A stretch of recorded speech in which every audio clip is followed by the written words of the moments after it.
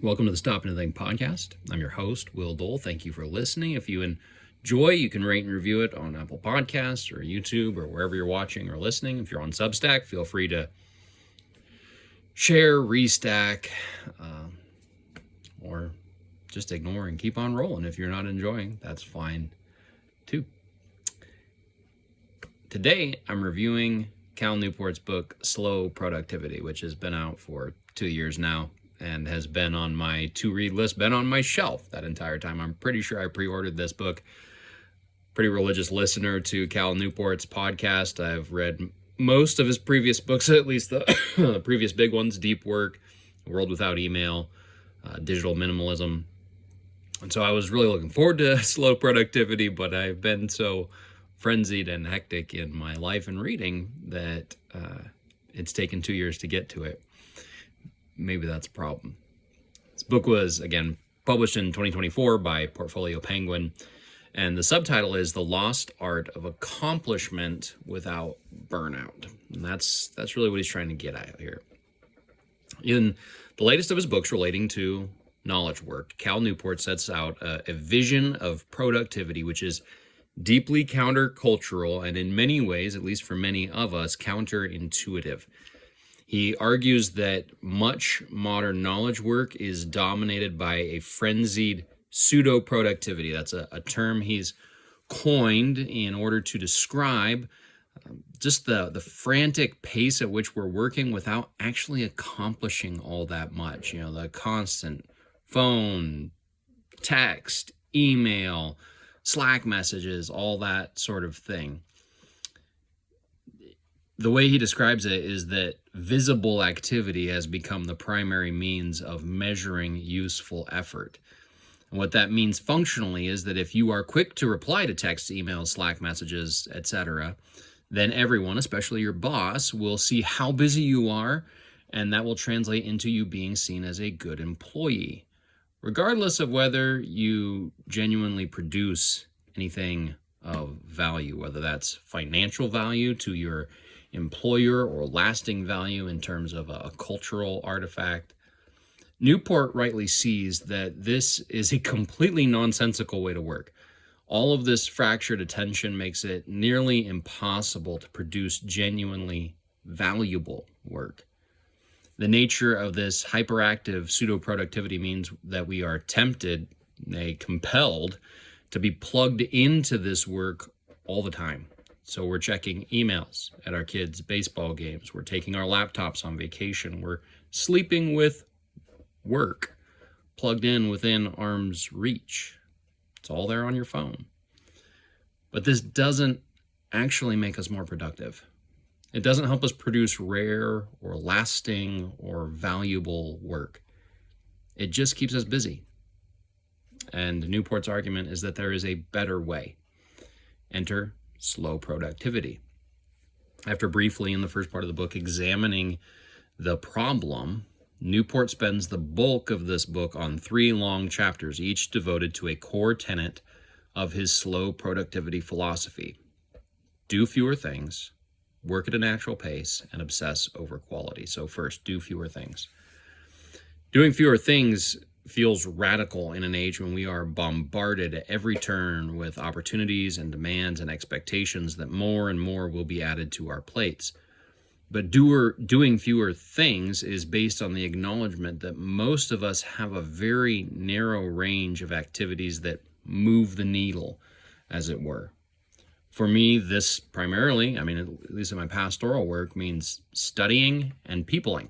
Like there's the peopling piece where it's meetings, counseling, discipleship, but a lot of it too is study, and that requires intense, dedicated effort. Yeah, there are admin tasks that have to be handled, and Newport has helpful advice, none of which is going to be new if you listen to his podcast or really even take in just general productivity advice, things like time block scheduling and batching tasks, trying to keep like things with like, so that you're not as scrambled, context switching back and forth mentally. But he also has helpful advice on those big, important tasks, such as work on fewer things at one time, pages 60 to 74.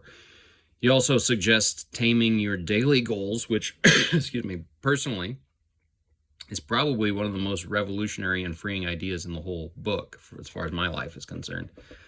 I shouldn't try to write a sermon and a newsletter post and a paper for school all on the same day. Although today I did write this book review and I am planning to work on my sermon this afternoon.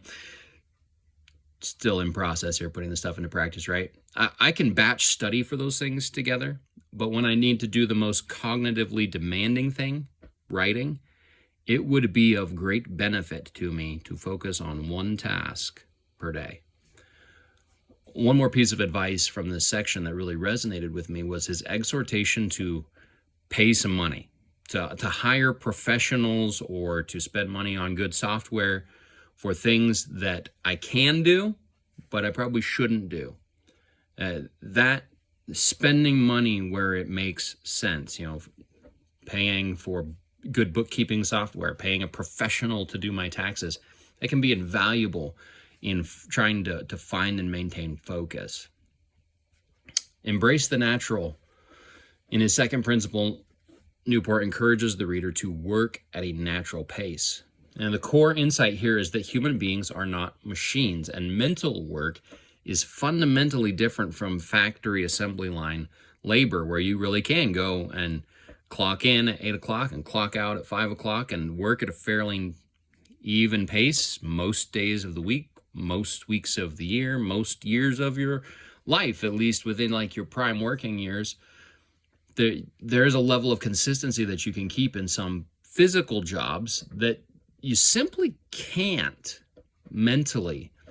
Our brains don't produce widgets. I mean, there's a lot of limits to our body too, especially as we age, but that's not really the emphasis in Newport's work. He's thinking about the knowledge economy, the attention economy. Our brains don't produce widgets, and they require rhythms of rest, seasonality, and reprieve in order to produce their best work. It reminded me of an insight from Douglas Wilson that we should desire to be fruitful like a tree, think Psalm 1, not efficient like a machine. I was also pondering this principle as a pastor and thinking about the value of having time. So, the most important knowledge thing that I produce week in and week out is a sermon, right? One thing I've done to give myself more time on this is to start trying to read for my sermon series that are way out in the future, 6 to 12 months at least. That way, even if all of that study isn't fresh in my mind as I come to the week, I'm not staring at that passage and thinking about it as a sermon text for the first time 4 days before I need to be standing up to say, "Thus says the Lord." By having that text in my meditative consciousness for months on end, I'm able to iterate different ways of structuring or illustrating or explaining or applying in a sermon. It's really been useful to me in the last couple of years as I've tried to do that. And this principle applies to my other writing too. Rather than trying to dash off a paper or a newsletter post and hope it's good enough, if I start early enough to give myself some time to stew on it, it always improves the quality of the final product. As I'm thinking about potentially doing some graduate study here in the next year or so, thinking about that again, the importance of giving sufficient time to the writing part. Some of Newport's advice here is gold. Double your project timelines. Simplify your workday, pages 131 to 135. Super helpful. Though I can't yet implement everything he suggests, because I also own a coffee shop, and that is not necessarily knowledge work. There's a lot of attention that's required to that and responsiveness in the moment. There are certainly pieces that I need to put into practice, like scheduling study time in a way that treats it basically as sacrosanct. No, that's not available for a meeting. No, I can't drop everything and go do something in that time that I've set aside, outside of genuine emergencies. A large portion of that chapter, the chapter on working at a natural pace, is devoted to the idea of seasonality and how to create seasons, even small ones, in your life. The practical tips there were useful, but it did just as far as my thinking, it just took me back and back to how wise our ancestors were to have seasons of work, seasons of rest, seasons of feasting and joy.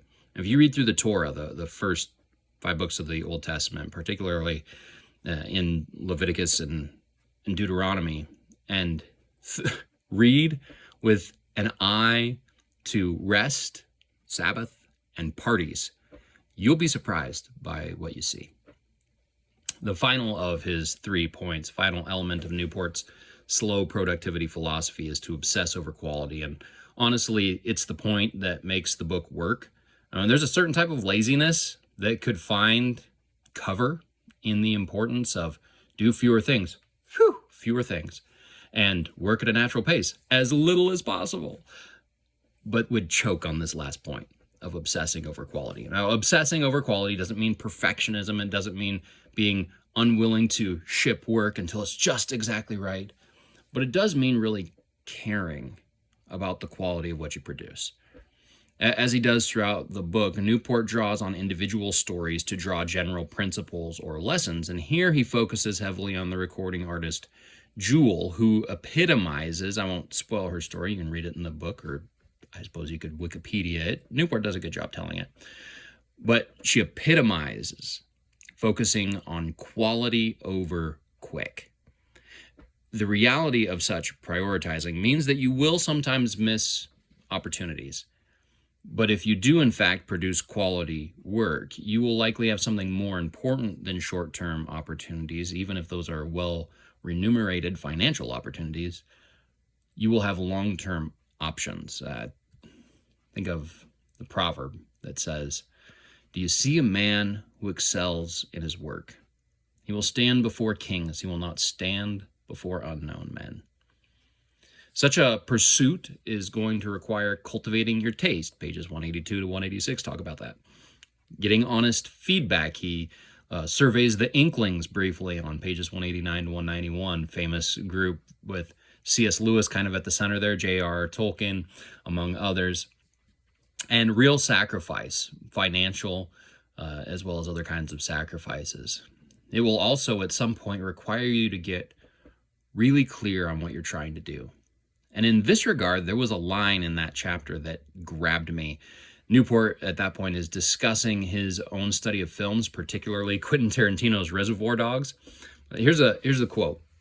"Studying Tarantino, however, I realized that working with lower genre tropes when pursuing higher ends, if given the right formal attention, can be a powerful creative enterprise." That quote's from page 188. And in the written version of this, I have bold-faced, "working with lower genre tropes when pursuing higher ends." And in Newport's own work, what he's talking about is that he enjoys advice writing, but he also enjoys like business books. So, I mean, it's kind of the mixture of the Malcolm Gladwell and the Stephen Covey worlds. And he writes largely in the style of like the business advice type book, while utilizing a lot of like trying to draw ideas and write about ideas at the same level as a classic nonfiction book, a Malcolm Gladwell type. So he's trying to do Malcolm Gladwell things in a Stephen Covey framework, if that makes sense. And I realized like that's what I want my writing life to be about. I've got different subjects than Newport. I want to take like the theology of Augustine and Luther and Calvin and put it in the vernacular of the plumber and the mailman and the farmer. I want to do that when I'm preaching, first and foremost. I also want to do that when I'm writing. I want it to be clear for anyone to read, but I want the ideas to not just be bottom shelf ideas, to be the deep things of God in a way that people like me, people like my brothers who don't read the things I read, that's just normal people can read and understand. That's how I want to write. When I'm failing to do that, please drop comments in here and say, "Hey, Will, that didn't make sense. Hey, could you clarify this?" That's what I'm shooting for, is clarity for anyone and everyone. Even when I'm trying to talk about like deeper things. I want to take the interest in philosophy and theology and ethics that I find all over Substack and put it in language that would communicate on Facebook. That project is a lot harder than it sounds. And it doesn't come in snatches of time here and there, squeezed into the frenzied pace of life, lived in a pseudo-productivity doom loop. If I'm going to do the work that I think I'm meant to do, that I certainly desire to do, it will require a willingness to go deep and at many times to go slow. So it's time to do fewer things. It's time to work at a natural pace. It's time to obsess over quality. This has been the Stopping to Think podcast. I'm your host, Will Dole. Thank you for listening.